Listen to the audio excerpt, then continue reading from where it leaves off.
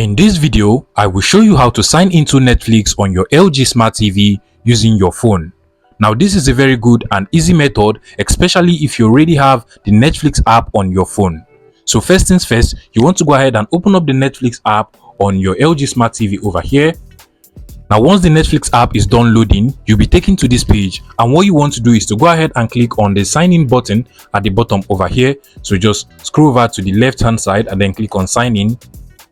Now at this point, you want to come over to your phone, and on your phone you want to go ahead and open up the camera app to scan the QR code over here. Now one thing you have to note is that not all phone camera is actually capable of scanning QR codes. So if your phone is unable to scan the QR code, another option you might want to try is to go ahead and open up the Google Lens app, which is basically this camera icon at the top of this search bar on most Android phones. Alternatively, you can actually come over to the Google Play Store and then just go ahead and search for QR code scanner, and then just download any of the QR code scanner over here. They should be able to scan the QR code over here.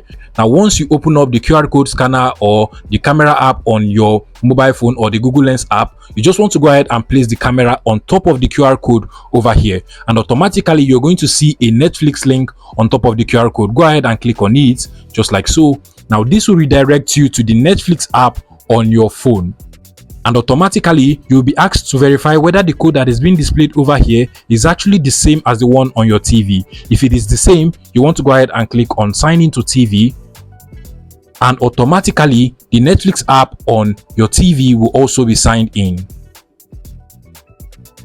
And just like so, we've been able to sign into the Netflix app on our LG Smart TV using our phone. So basically, that is how to sign into Netflix on your LG Smart TV using your phone. If you find this video useful, please make sure you smash the like button and subscribe to this YouTube channel for more interesting tech tips like this one.